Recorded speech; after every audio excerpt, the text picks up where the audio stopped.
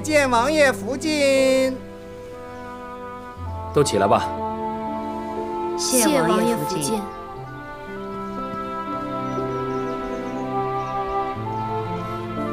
你们之前都与福晋见过的。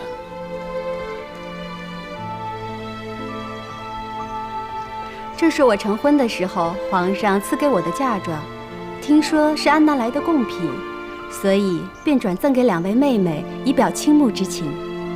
多谢福晋恩赏。这往后啊，都是一起伺候王爷的姐妹，不必拘束。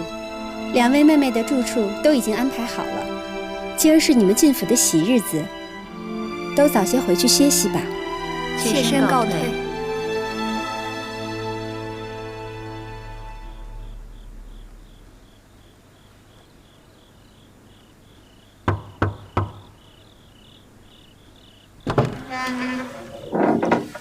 王爷，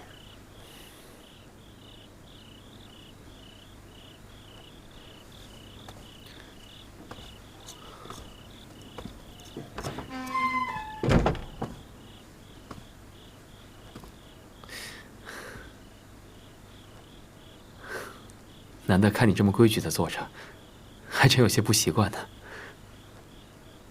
我也不习惯。要不，我帮你揭开盖头，让你松翻些。好。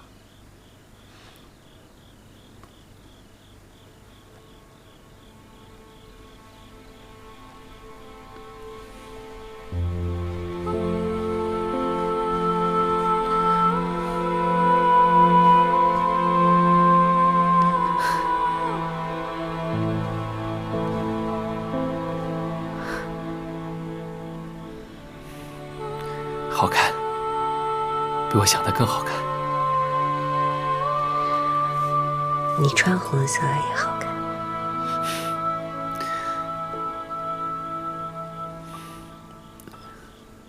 青啊，你终于嫁给我了，好像做梦一样。我也觉得在做梦一样。跟你说个悄悄话。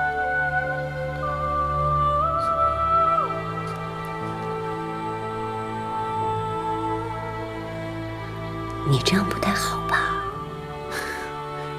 你是我自己选的人，做侧福晋已经是委屈你了。第一夜自然要和你在一起的。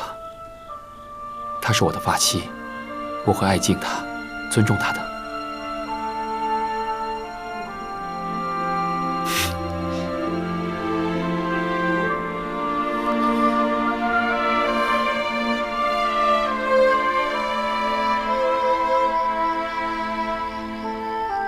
格格，王爷今夜去了侧福晋那里。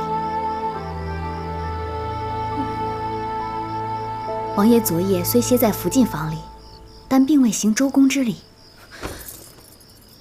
真的吗？千真万确。那如此说来，福晋心里也不舒服。格格，如果您能得到福晋的帮手，以后在府里也不怕没个照应了。去把我的琵琶拿来。是。我还不信了，我能一辈子就是格格。说不定明天晚上王爷就来我屋里了。格格多才多艺，王爷一定会喜欢您的。王爷去了侧福晋那儿，怎么会呢？你没看错吧？福晋，奴婢没有看错，王爷的确歇在侧福晋房中。烛火都熄了。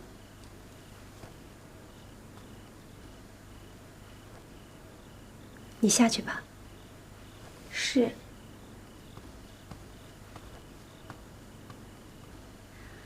福晋，昨夜王爷虽然歇在您这儿，却推说身上太累，未行周公之礼。今夜又去了侧福晋那儿，今儿是侧福晋入府。王爷去那儿也是应当的，但无论如何，总归老夫人说的对，您呐得拿出手段来，对侧福晋他们得好生提防才是。王爷越是喜欢他，我就越得拿出嫡福晋的气度。我得做得更好，比任何人都像一个正妻。王爷无可挑剔，就会觉得只有我才是最适合做嫡福晋的。请福晋安。都坐下吧。谢福晋。册封西月妹妹为侧福晋的旨意下来了，恭喜岳福晋。当初你跟青樱一起进府的时候，我赐给你们每人一只赤金莲花翡翠珠镯，就是希望你们无论身份高低，也能亲如姐妹，不分彼此。如今你也成了侧福晋了，我看着真是高兴。多谢福晋，福晋赏的镯子，妾身和亲福晋每日都戴着。妾身能有今日，多亏福晋调教。你阿玛一直为皇上尽忠，如今皇上身子不好，王爷帮着理政，你阿玛出力不少，皇上要嘉奖你也是应当的。绿云，你刚生下永璋，还是要仔细着身子。谢福晋关心。这说起来啊，青樱、西月和我是差不多一起进府的，玉颜从御史来也不少日子了，连齐莹、海兰和婉音伺候王爷也许久。你们什么时候都能有子嗣，为王爷开枝散叶的才好。是，妾身们没有福晋那样儿女双全的好福气。别着急，慢慢来，都会有的。时候不早了，你们也早些回去吧。妾身告退。福晋哥哥，不好了！好好说话，这是怎么了？皇上驾崩了！皇上，王爷呢？王爷接到消息，进宫了。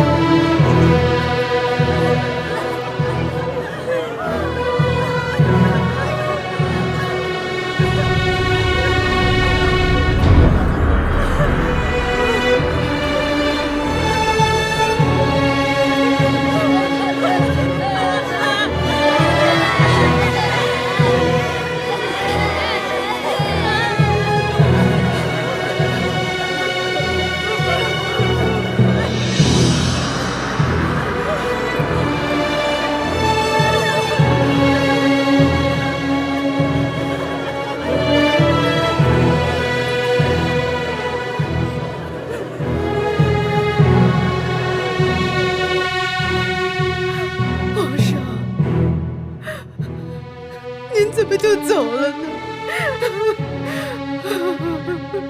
你不让我见你一面，丧仪我都不能去。皇上，您丢下我了，我才是你唯一的皇后，连丧仪都不让我去，皇上。娘娘别难过了，娘娘。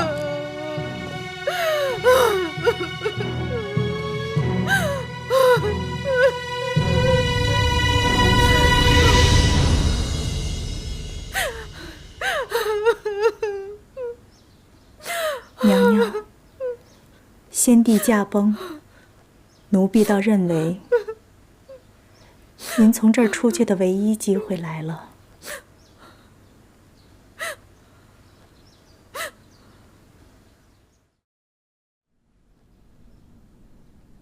礼制所载，皇上登基应当尊景仁宫为母后皇太后。什么？景仁宫乃皇上的嫡母，理应尊为母后皇太后。熹贵妃是皇上的生母，可封为圣母皇太后。祖宗的规矩历代如此，两宫并立也是应当的。皇上，丧仪毕，东西六宫都要由皇上的嫔妃入住，那景仁宫仍住着大行皇帝的皇后，实在是不合情理。可皇阿玛曾说过，与景仁宫再不相见。所以说，大行皇帝的丧仪，景仁宫可以不出现，但是先帝毕竟不曾废后，丧仪一了，还是要正名分的。皇上，正嫡庶，明尊卑，方可治天下。臣妾考虑看看。那臣等先告退。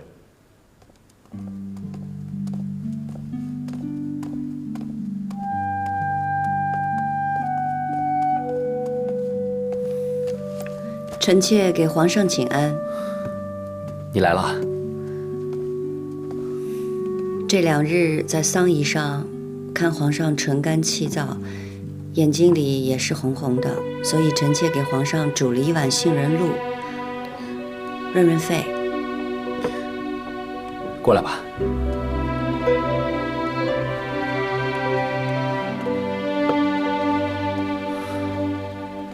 坐。皇上，朕叫你坐你就坐。哼，哎，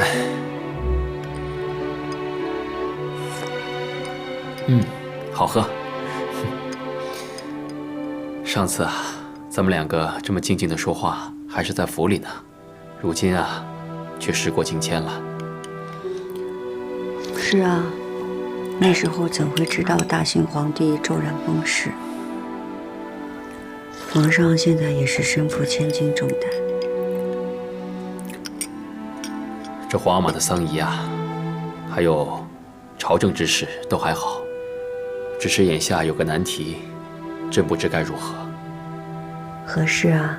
朝臣中有人提议，将你姑母放出景仁宫，尊封母后皇太后。这么多年了，你也希望你姑母出来吧？臣妾自然是希望姑母可以解了禁足，安享晚年，臣妾也可以尽一份孝心。但是下令禁足姑母的是先帝，尊封母后皇太后又是国事，臣妾也不便说什么吧。朕也是想着，皇阿玛生前说过，与景仁宫死生不复相见，所以朕的心里啊，很是难为。可朕又想，要是放你姑母出来，恢复了尊荣，你的背后也可有个倚仗，也可过得畅一些。皇上为姑母和臣妾思虑，臣妾万分感激。只是皇上也不必过分担心，事情总有解决的法子。如若艰难，皇上也不用太为难自己。朕知道了。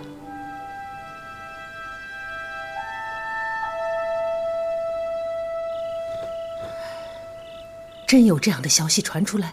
是，诺钦大人一得消息就递话进来，让告诉您知道。大行皇帝没留下任何处置景仁宫，这麻烦就来了。说是张廷玉大人先向皇上提议的，又有几位大臣陆续附议。张廷玉这老家伙，从来就把祖宗规矩、嫡庶尊卑看得比命还大。他要尊母后皇太后，那是防着哀家呢。张大人心里只有规矩，未必是存心跟您作对。哀家还能不知道那帮老家伙？后宫势弱，前朝那帮老臣在皇帝跟前就会更有分量。可朝廷里也不是只有张廷玉一个人会说话。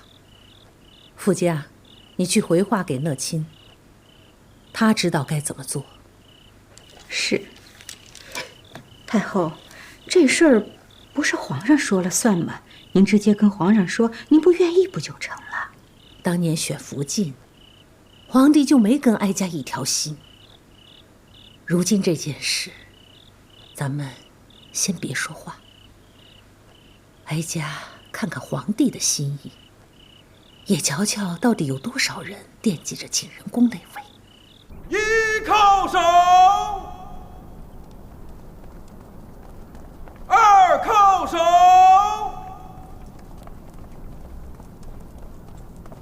三叩首，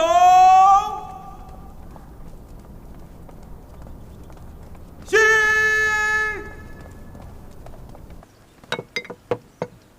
皇额娘，今日的膳食是儿臣等各自进献的，请皇额娘尝尝。太后，是否先饮汤？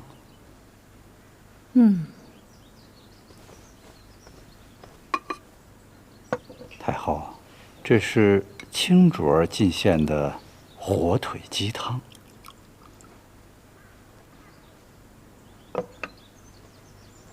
好好的鸡汤，用味儿重的火腿相佐，喧宾夺主。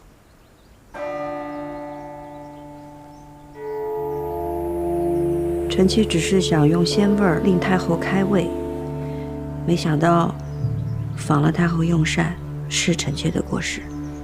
两样东西炖一块儿，分了高低主次才好。想要并重，反而坏了味道。臣妾知错。看来这两样东西不能并重。太后，臣妾下回给您炖清鸡汤喝。叫人把这些东西都撤了吧，哀家没有胃口。皇额娘，您近日为心底哀痛，身子本来就不适了，若饮食再清简，那就更撑不住了。您好歹还是进一些吧。太后好不容易进些晚膳，却被青音姐姐败了胃口。今日下午还有好几个时辰的哀仪，青音姐姐是想让太后饿着身子熬在那儿吗？臣妾有失，甘愿受罚，还愿太后顾及凤体，多进一些吧。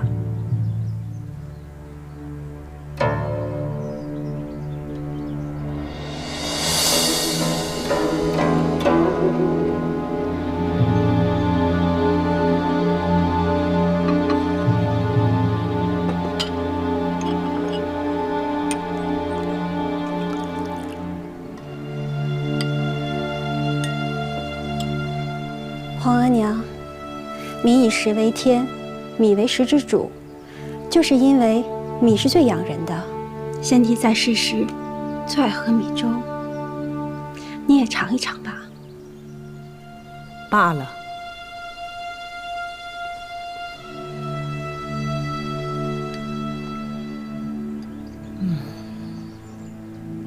说来呀，这一饮一食能有多大讲究？无非是审时度势，不要自作聪明罢了。儿臣明白。起来吧。臣妾谢太后。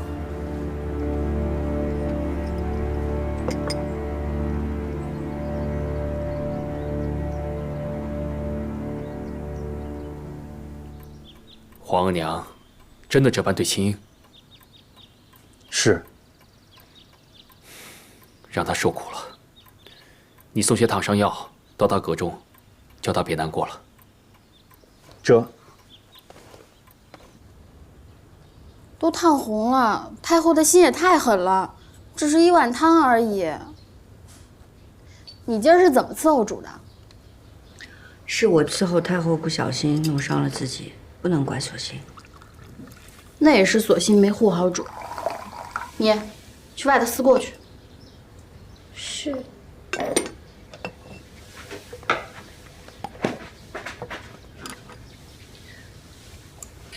阿若，索性是前邸里从了新字辈的大丫头，你说话也得留意些，别总是颐指气使的。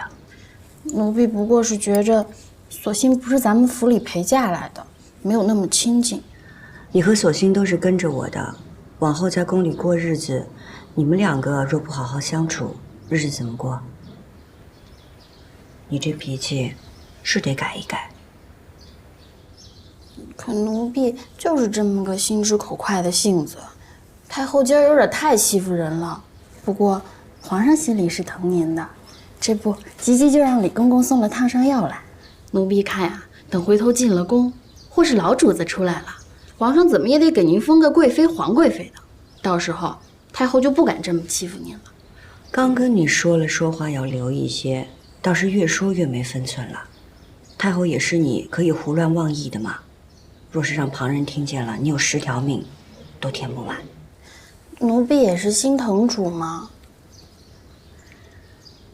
是，奴婢知道错了，以后不敢了。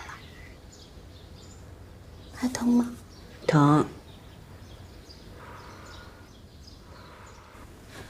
弘历打算什么时候放我出去，尊我为母后皇太后？您一定要做母后皇太后吗？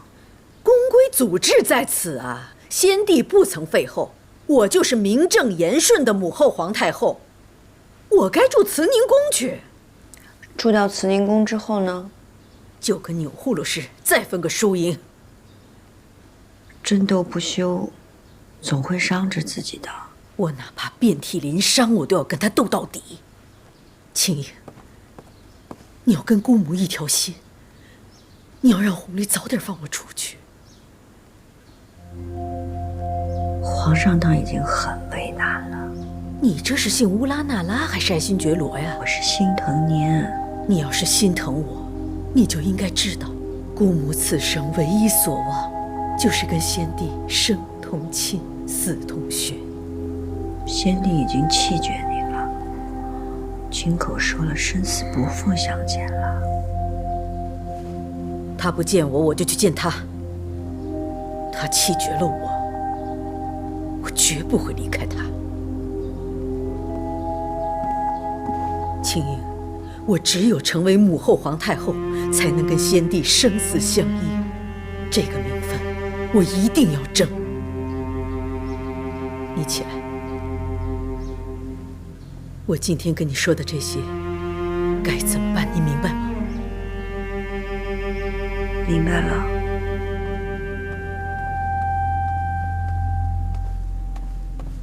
皇上，金主儿来了。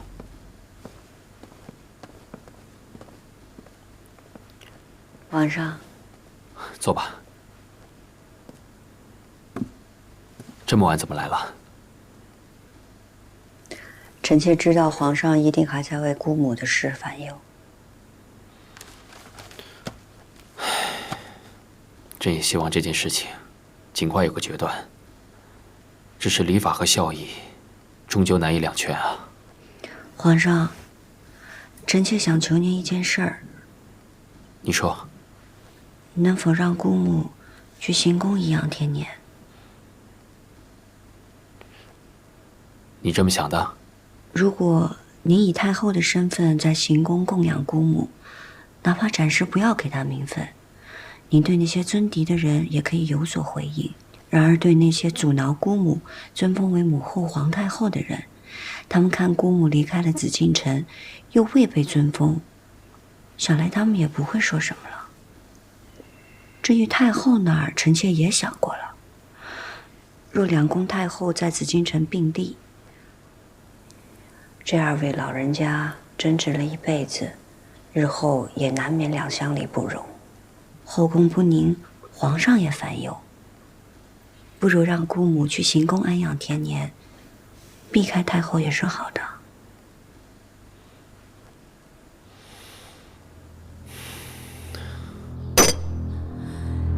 你说皇帝已经暗中安排人去行宫排布事宜了？是，清福晋才离开养心殿，皇上就派人去了行宫收拾殿阁，亦应按太后安养布置。荒谬！难道皇帝真要乌拉那拉氏为母后皇太后吗？就算换了地方，离开紫禁城不与您同尊，可母后皇太后就压了您一头啊！这种主意，定是青樱那丫头弄混出来的吧？景仁宫与清福晋这般里应外合，皇上还年轻，难免不被清福晋这个宠妃说动啊。早知道，当年就不该留着青樱。明日丧仪之后，你让她来找哀家。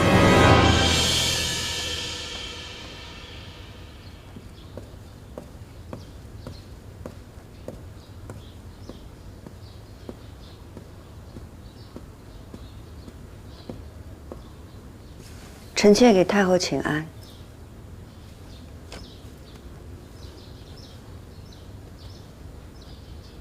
被福家换来了永寿宫，你怕不怕呀？被太后召唤，臣妾怕的是侍奉不周，未能替皇上尽一份孝心。你的孝心都进去了景仁宫吧？太后，请恕臣妾冒昧。景仁宫是臣妾的至亲，臣妾不能不去看望他。就是去看看。臣妾也求了皇上，让姑母去行宫颐养天年。痴心妄想！你是觉得，你如今可以仗着皇帝对你的那点情分，来压哀家了吗？太后，臣妾没有这个意思。臣妾只希望姑母能安安生生地活下去。安安生生？没有名分，你姑母会安安生生地走出景仁宫，去到行宫？乌拉那拉氏有你这个希望在，你觉得你姑母会安安生生吗？你要你姑母活，可以。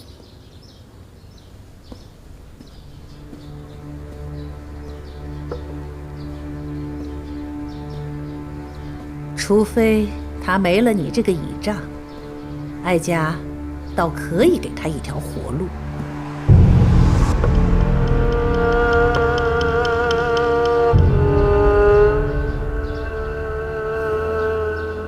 如今正是先帝丧仪，丧仪过后，你自寻了断。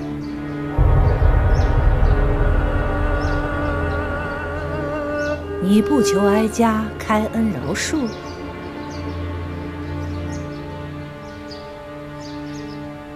太后发落赐死，自然主意已定。臣妾知道求也无用。你要不死，也不是没有办法。哀家可以给你一条路选。乌拉那拉氏，有你姑母，便没有你；有你，便没有你姑母。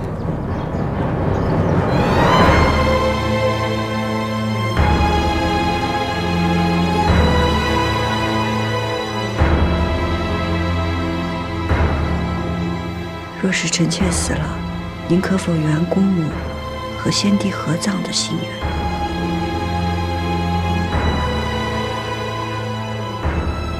你倒真有孝心。只要他在行宫安分养老，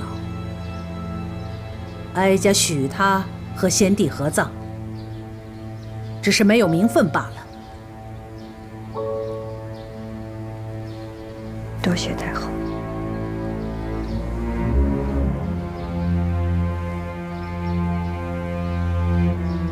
不过，皇帝若是知道你今日与哀家所言，你姑母便会和你一样，活不得。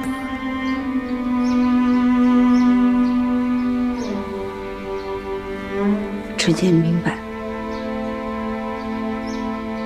多谢太后。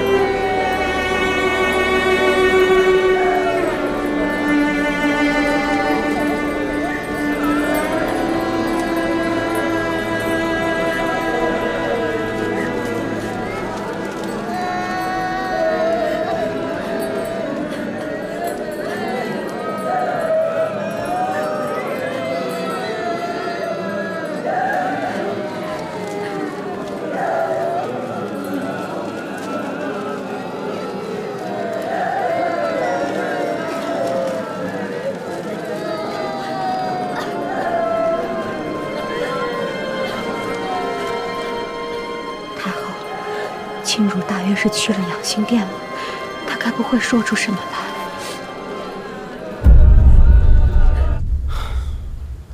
景仁宫的事情呢，朕已经安排的差不多了，只是没想到风声传了出去，朕呢还得要顾及皇娘的心意。为了安抚皇娘，也为了你姑母来日能好好颐养天年，按太后奉养她的事，朕还得慢慢安排。皇上的难处，臣妾都明白。臣妾是替姑母难过。你放心，朕会将景仁宫移至圣经旧宫，好好安养。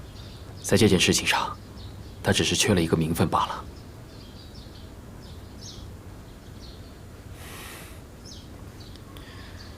后妃与君王失和，吃苦的肯定是他们自己。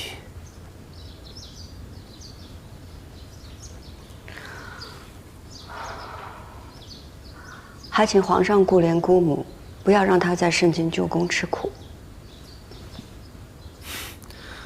瞧你这话说的，你放心，朕呢，每一次去圣经，都会带你去探望她，平时也会派人多多伺候她。臣妾多谢皇上。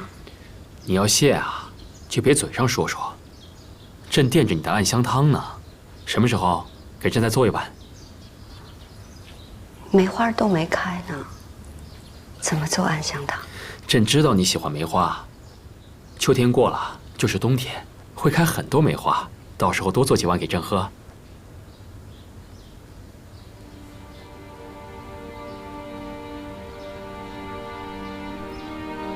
你不答应朕啊？臣妾答应。你怎么了？臣妾只是想起与皇上初见。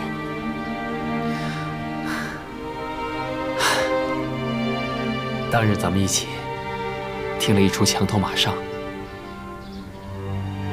墙头马上遥相顾，一见知君即断肠。朕记得，景，你和朕是年少情谊，虽然没有成为嫡福晋，但你和朕的情谊是谁也比不了的，知道吗？臣妾明白。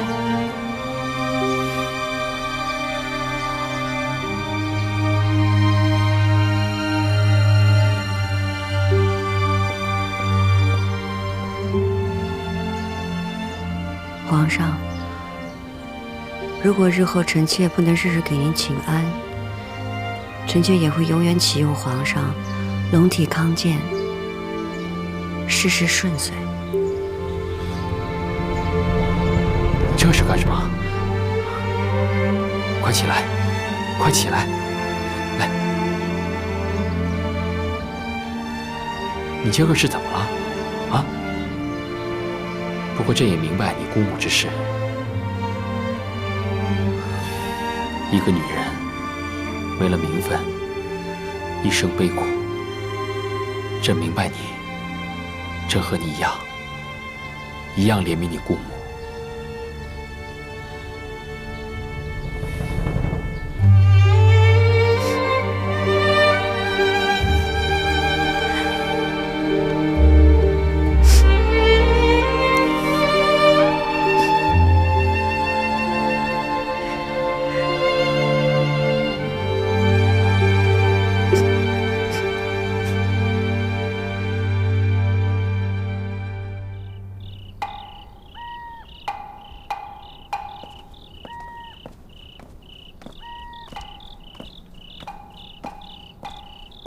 主，老主子真的没指望了吗？那我们会不会受牵连呀？主不该去的，万一这要是被太后娘娘知道了，可就麻烦了。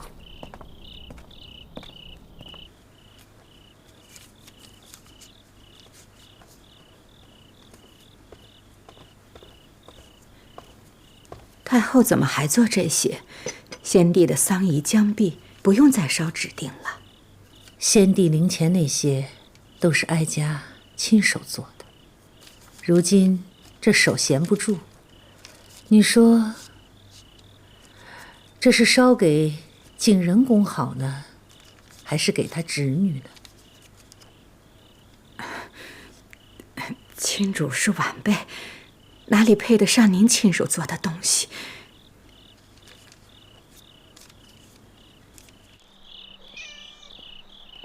亲主来了。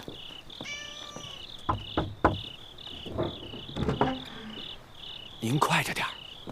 主，你在这候着。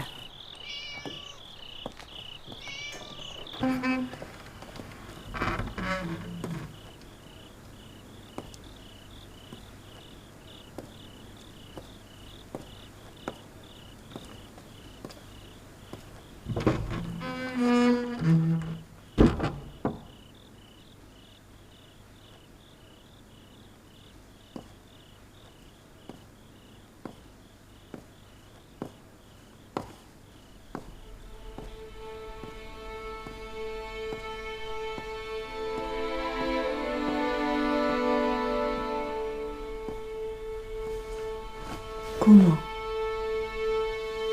起来吧，我正要传你呢。我是来告诉姑母，皇上安排了您去行宫颐养天年。怎么颐养天年？不入史册，不赴太庙，来日以无名无分的先帝嫔妃身份下葬，再也不能和先帝同穴而眠。不是这样的。姑母只要安心的在行宫待着，死后会安享爱肉，和先帝葬在一起。这个安排，你是有什么代价换来的呀？皇上疼惜我呀，才有这样的安排。没有钮祜禄氏的授意，皇上会答应你吗？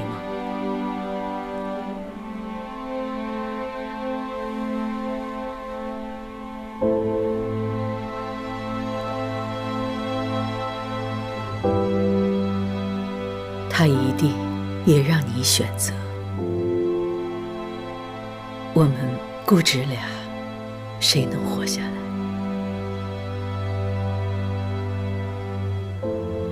太后也来找您了。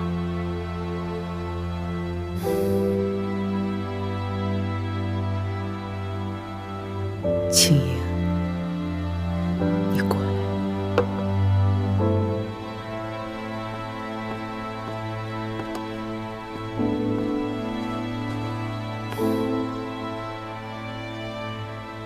姑母知道你的性子，你必然会护着我，你会舍去自己的性命，保住我的名分。可是钮祜禄氏从来就是要我死，你死了有什么用？再说你死了，你心爱的弘历会放过我吗？啊，会让我翻身吗？就算他顾及到我是你的姑母，可我是堂堂大清的皇后，我怎么能够在钮祜禄氏的鼻息下没名没分？苟延残喘。姑母必须得死，他才会让你活下去，你才能够延续乌拉那拉氏的荣耀。姑母，你已经有了皇上的眷顾，你是乌拉那拉氏唯一的指望。你要得宠，你要做皇后。可是姑母，我从未妄求皇后之位，我只想跟皇上恩爱长久。你心里有皇帝对吧？难道不想跟他生同寝，死同穴吗？你只有成了他的皇后，才能跟他生死不离呀。可是富察氏是一个好福晋，她将来也会是一个好皇后。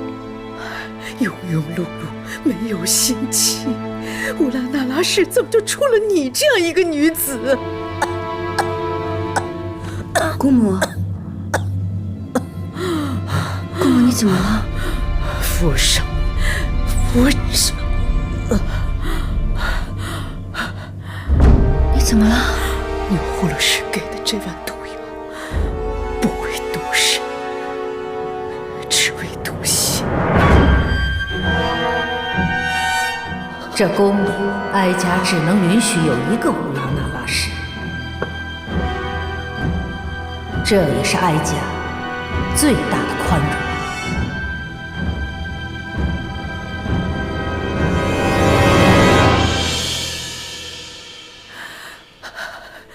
青英啊，你要看着我死，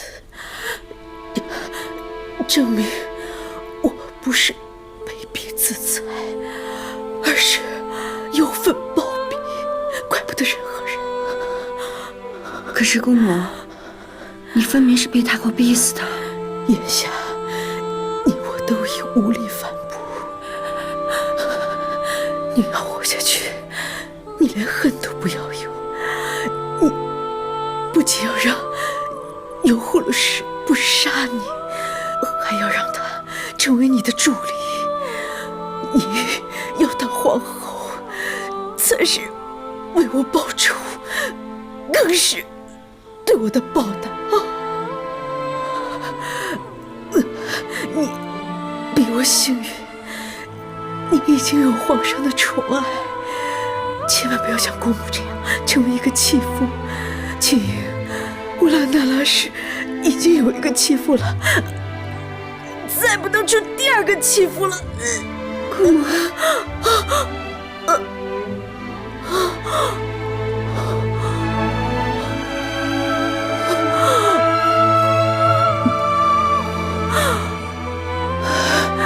那一年，先帝封我为皇后，那是我最好的时光。身应殊荣，我爱的人也没有离开我。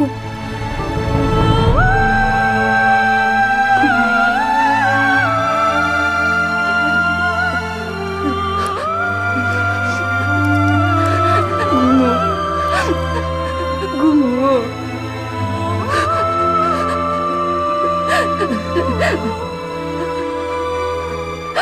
姑母，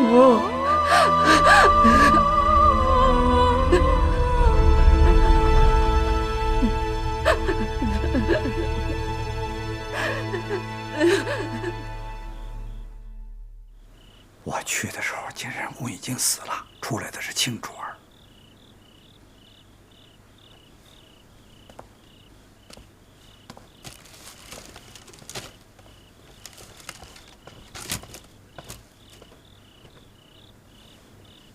太后，出来的是青主。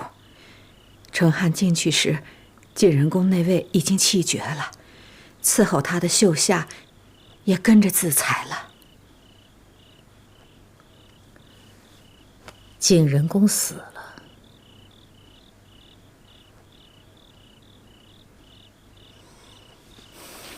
那青英，暂时让他活着吧。那景仁宫那位，是不是秘不发丧？哀家明日去见皇帝，与他商议。回皇上的话，待丧仪一毕，太后将迁居慈宁宫，太妃们迁居寿康宫，东西6宫会立刻拾掇出来，供嫔妃们居住。回禀皇上，晋仁公过身了。什么？这是秦主儿所言，保的是暴毙。真是暴毙？秦主儿是亲眼瞧着晋仁公过身的。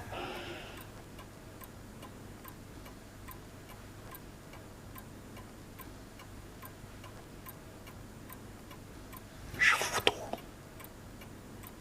毒从何来？之前太后去过晋仁公。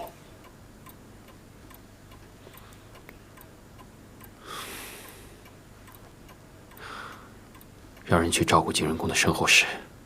今儿个夜深了，明天一早，请清卓过来。这。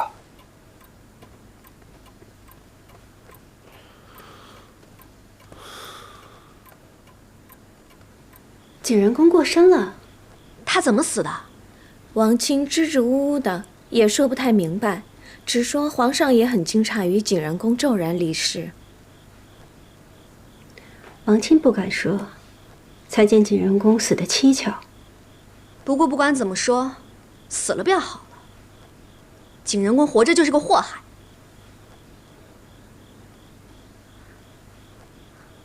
啊，天色也不早了，姐姐这些日子也乏了，妾身就先行告退了。莲心，送侧福晋。是。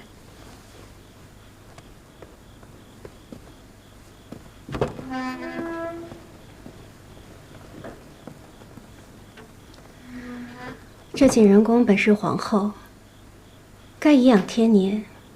若不是言行得救，失欢于先帝，也不至于落得如此下场。看来皇后之位不易做呀。您与景仁公怎么一样？您出身大族，又有皇子。景仁公何尝不是出身大族，又有皇子？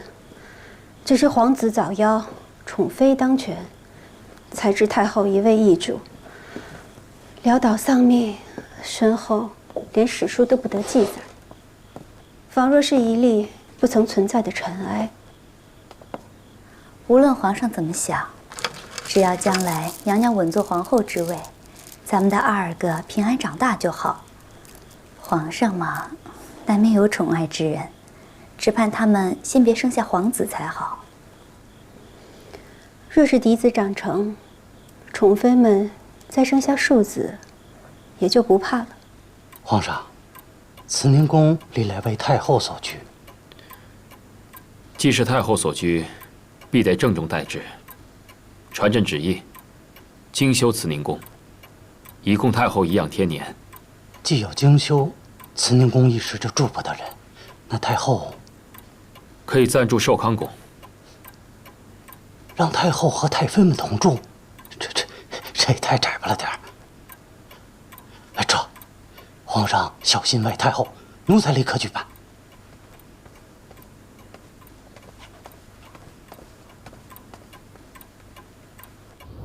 主儿，您为了老主子都哭了一夜了，现在要去见皇上，您好歹得打起点精神来啊！景仁公过身了，皇帝知道了吧？是。卿派人来禀过，说景仁公是忧愤暴毙。忧愤暴毙？如何暴毙？不是自裁？卿是景仁公的侄女，所言应该不虚。那无论如何，景仁公身份尴尬，他的丧仪，皇帝打算如何处置啊？虽无尊封，但先帝到底是未曾废后，景仁公又因为皇阿玛驾崩而伤心暴毙，儿子打算以皇后之礼将其安葬。既无尊封，就不能以皇后之礼下葬，也不能与先帝同葬，才是先帝所言的死生不复相见。皇上，张廷玉求见。让他进来。这。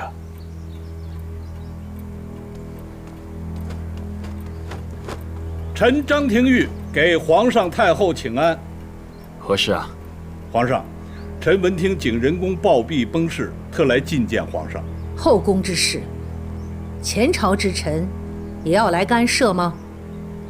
启禀太后，后宫之事，外臣本不该干涉。然而，景仁宫是否尊封，已得朝野关注，已属国事。既然是国事，臣就不得不问。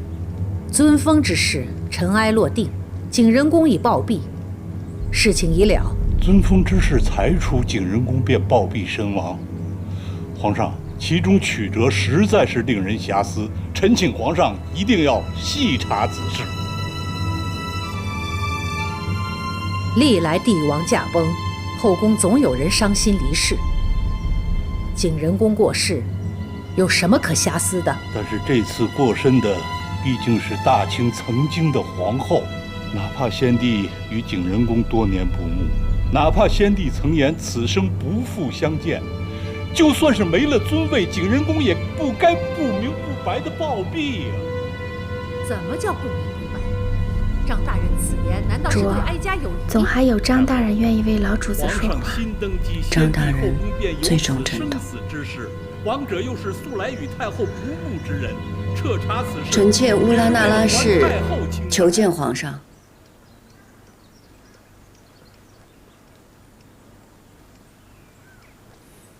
进来吧。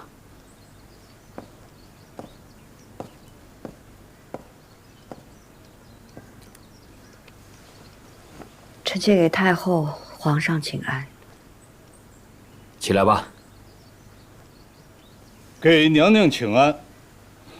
娘娘，臣张廷玉正与皇上谈景仁宫暴毙之事，娘娘是景仁宫的至亲，务必为他讨个公道。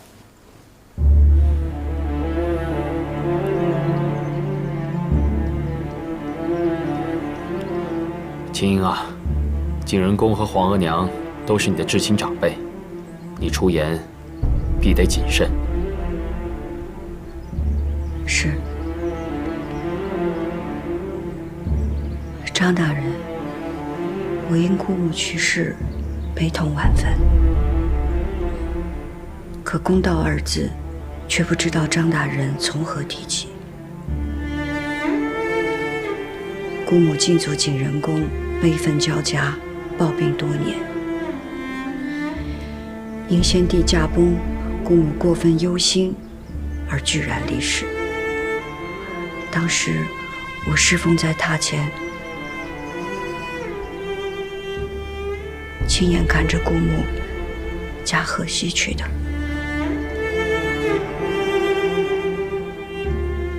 当真？当真。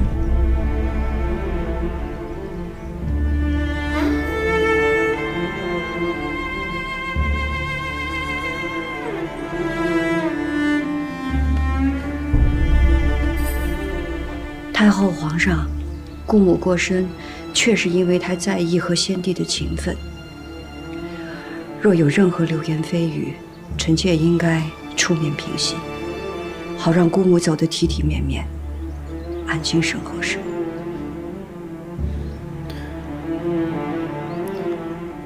皇娘，那景仁宫的丧仪还是得办得体面些。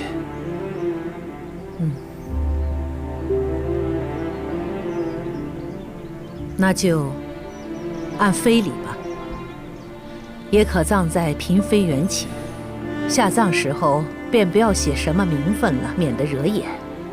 至于灵位遗物，那就一并发还母家就是。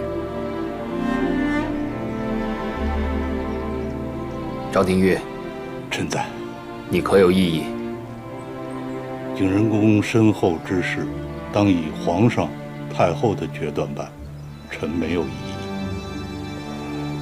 臣告退。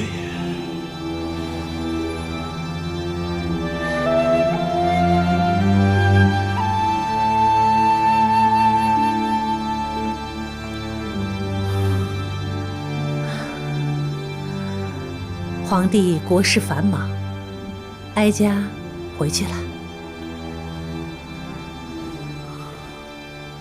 儿子恭送皇额娘。恭送太后。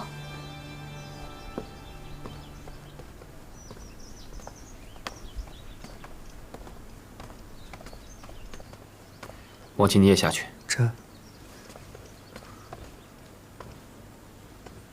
秦英，此刻只有你与朕。你告诉朕，景仁宫是怎么过身的？皇上，臣妾方才说的都是真的。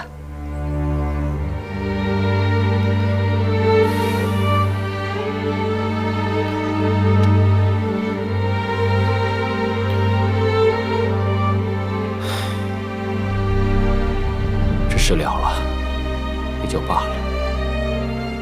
要是景仁宫活着，总是会牵连到你。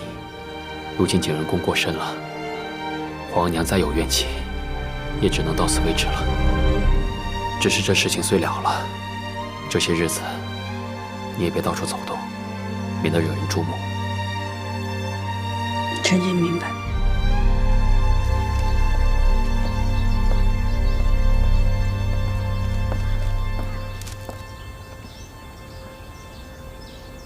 太后，您放心，青竹也是个聪明人。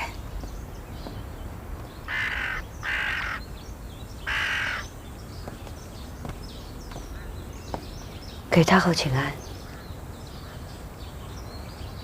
你去吧。这么快就出来了，看来你嘴巴挺严啊，没有背着哀家私下向皇帝告状。臣妾已经当着张大人的面把事情都说明白了。陪哀家走走吧。你姑母到底是怎么死的？说给哀家听听。姑母想要得到母后皇太后的尊位，无非是为了母族的荣耀。姑母最在意的就是和先帝生同亲，死同血。可先帝对姑母说出了此生不复相见，姑母便心如死灰。她得不到先帝的心，赢了太后又如何呢？所以她选择保全了你。看来，她还是疼你的。姑母是疼臣妾。可是，在这个宫里边，能保臣妾的只有太后。太后并不想要臣妾死，太后想要姑母死，而且死在臣妾的面前。若是有人对姑母的死有猜测，由臣妾这个亲侄女的嘴里为您分说，便没有人敢污了太后的清誉。你很聪明。不是臣妾聪明，是一切都在太后的掌握之中。你姑母也是聪明人，从头到尾算计得清楚，能争的时候拼命争，不能争的时候断然做出选择，以保最大的利益。如此，你得以活了。是。姑母暴毙，但流言未必会消去。臣妾得活着，才能时时为太后坐镇。很好，很好。这么聪明的人，是得好好活着。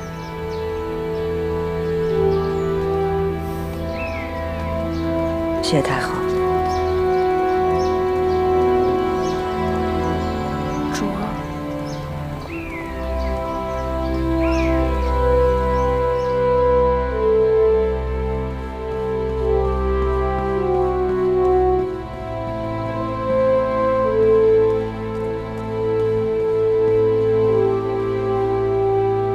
皇上早点安置吧。明儿个可是登基大典呢。知道了。龙袍预备下了，您要不要再试试？既是量体裁衣，不必了。这寿康宫都收拾好了吗？秦理来回话了，说都妥当了。寿康宫虽是太妃的居所，但皇额娘所住的殿寝，务必体体面面的。那是自然的。退下吧。这。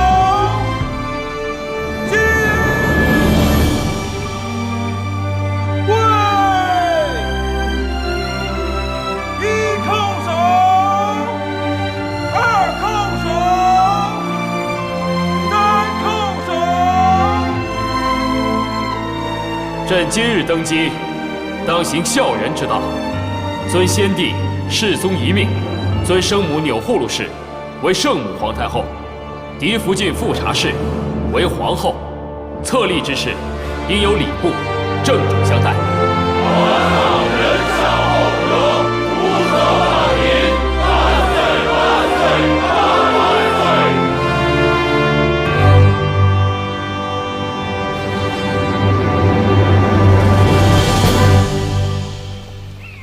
早晚当点儿。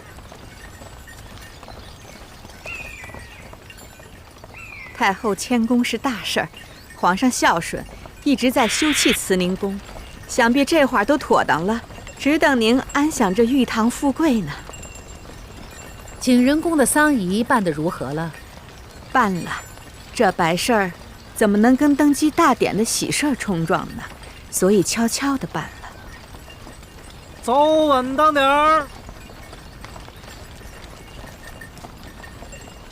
早晚着点儿。停，落轿。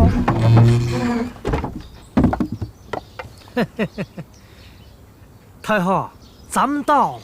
怎么是寿康宫？历代太后所居不都是慈宁宫吗？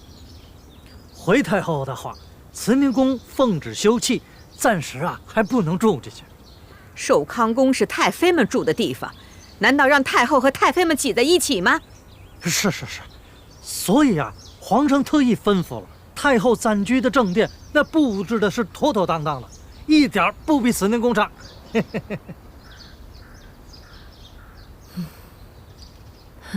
皇帝一片孝心。既然慈宁宫在休憩，那哀家等一等，先进去吧。太后您慢着点。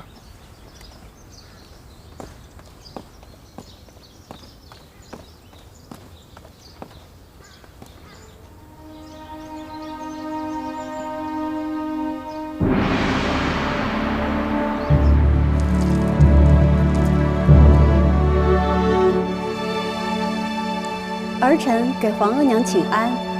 臣妾给太后请安。起来吧。谢太后。都坐吧。从前自己是个嫔妃，赶着去向太后和太妃们请安，如今一转眼自己都成了太后了。瞧你们年轻一辈的，娇嫩的像花朵。太后自己才是那朵开得最娇艳的牡丹花，不像我们年轻沉不住气，都是经不得细看的蒲柳。小嘴巴巴的，会说话。谢太后夸赞，臣妾愚笨，请太后教诲。今日是皇帝登基之后，你们头一回来请安，哀家也有几句话要嘱咐。皇帝年轻，宫里嫔妃也就你们几个，往后不管是人多还是人少，哀家眼里见不得脏东西，你们自己都好自为之。多谢太后教诲，臣妾谨记于心。皇后，哀家和几位太妃们都已经移居到寿康宫了，东西六宫很快就收拾出来了，给你们安居。身为皇后，安定后宫乃是你身应之责。儿臣明白，皇上登基分六宫、定位分、册嫔妃，这些事情儿臣都会一一办好。若有不懂，还请皇额娘指教。除了这个，还有一件事。古来重长子，重嫡子。皇帝已经有了庶长子永璜，嫡长子永琏，还有一子也很重要。皇上登基后的第一子已称吉祥，极为贵重。所以你们几个要加把劲儿，把皇帝登基后的第一个皇子好好生下来。是。太后，福建新贡的柚子酸甜凉润的，您尝尝。哎呀，费那么大力气剥它干什么？哀家吃不了几口。能入您的嘴，哪怕是一口，也是这柚子的福分。真正有福之人，也不会住在这寿康宫。皇上也是孝心，想把慈宁宫修得舒舒服服的，再让您挪过去。皇帝明里说是孝顺，可暗里一声招呼都不打，就把哀家送来了寿康宫，心思颇难揣测。也是，住在这儿名不正言不顺的，也不是太后的正经居所。要是哀家想早日搬进慈宁宫以正名分，还得借把东风，也看看那个人到底有没有用。皇娘住进寿康宫，没什么不满吧？都挺好的。寿康宫虽然小了一些，但布置也倒雅致。不过慈宁宫若是修好了，皇额娘还是早日搬进去的为好。朕知道你孝顺。对了，皇额娘没有为难青英吧？没有，皇额娘怎么会为难一个晚辈呢？那便好啊。坐吧，兰花。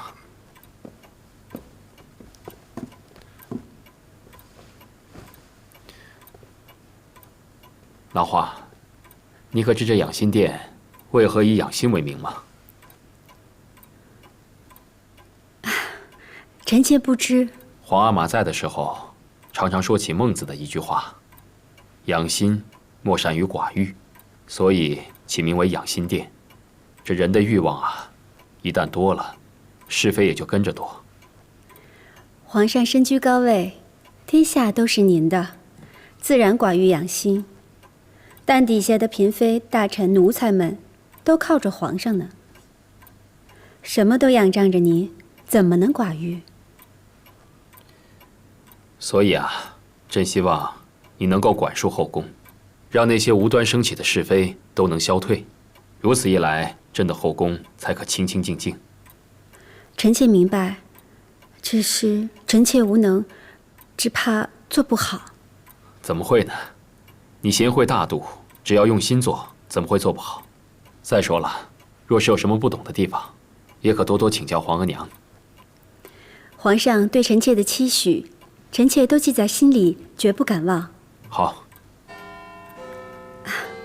皇上，你也累了一天了，早些安置吧。皇后也早些歇息。臣妾告退。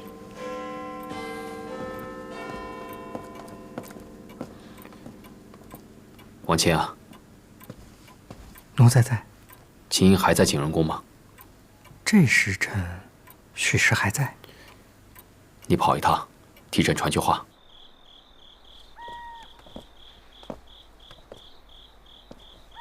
给秦主儿请安。这是皇上让您送来的。是。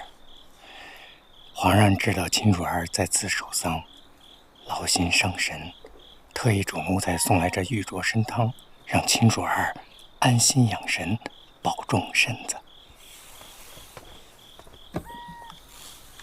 皇上还说，眼下这局势，秦主儿颇为艰难。皇上从未忘却秦主儿和皇上是心意相通的人。秦主若有不顺心之时，想想皇上这句话，再不顺心也能安心了。皇上的心思我明白了，劳烦王公公深夜走一趟。奴才告退。